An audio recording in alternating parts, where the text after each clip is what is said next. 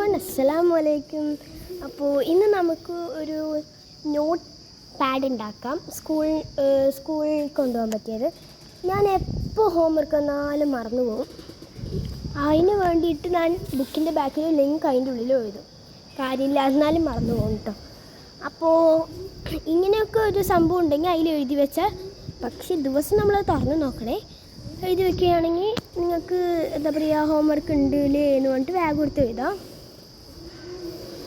അപ്പോൾ ഇതാ ഈ ഒരു ഷേപ്പിൽ കട്ട് ചെയ്തെടുക്കണം.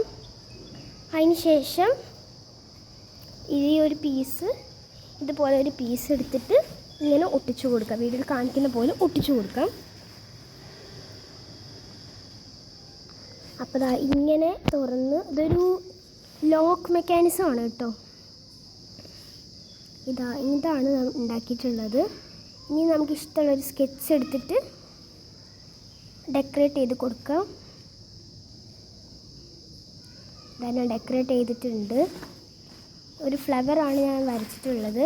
പിന്നെ ബ്ലാക്ക് വെച്ചിട്ടൊരു ഡോട്ട് ഇട്ട് കൊടുത്തിട്ടുണ്ട്.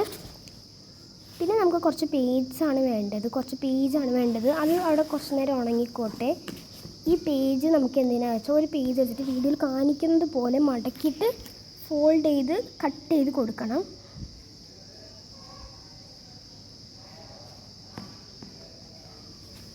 ഇങ്ങനെയാണ് മടക്കേണ്ടത്. എന്നിട്ട് അത് ആ ഒരു ഇതിൽ തന്നെ കട്ട് ചെയ്ത് കൊടുക്കണം. ഫോൾഡ് ചെയ്തതിൻ്റെ അവിടെ തന്നെ കട്ട് ചെയ്ത് കൊടുക്കുക.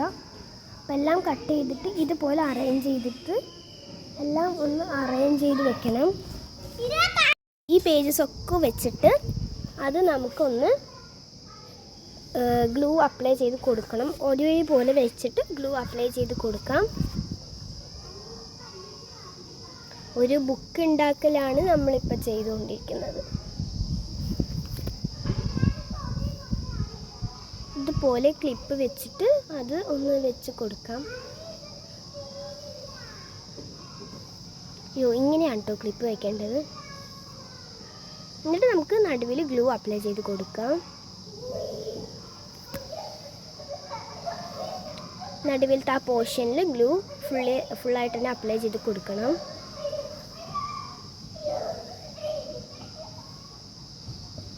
ഇത് കൊടുത്തിട്ടുണ്ട്. പിന്നെ അത് ഒന്ന് ഡ്രൈ ചെയ്ത് വെച്ചതിന് ശേഷം, ഡ്രൈ ആക്കിയതിന് ശേഷം ഇതുപോലെ ഡ്രൈ ആയിട്ടുണ്ട്. പിന്നെ നമ്മുടെ നേരത്തെ ഉണ്ടാക്കിയ ആ പൗച്ചിൻ്റെ ഉള്ളിലോട്ട് ഇത് സ്റ്റിക്ക് ചെയ്ത് കൊടുക്കുക, അത്രേ ഉള്ളൂ. അപ്പോൾ ഈ ക്രാഫ്റ്റ് ഇഷ്ടപ്പെട്ടാൽ ലൈക്ക് ചെയ്യുക, സബ്സ്ക്രൈബ് ചെയ്യുക, ഷെയർ ചെയ്യുക. ഇനി അടുത്ത എന്ത് ക്രാഫ്റ്റ് വേണമെന്ന് നിങ്ങൾ കമൻറ്റ് ചെയ്യുക. നമ്മൾ എന്തായാലും ഉറപ്പായിട്ട് ചെയ്യുന്നതായിരിക്കും.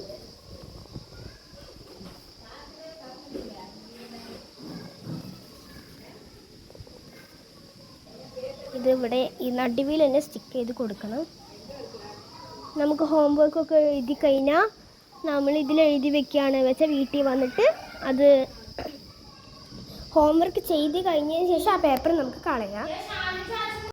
ഇതുപോലെ ഒട്ടിച്ചു കൊടുക്കണം. ഇപ്പോൾ ഒട്ടിച്ചതിന് ശേഷം നമുക്ക് ഇഷ്ടമുള്ളത് അതിൻ്റെ ഉള്ളിൽ എഴുതി കൊടുക്കാം.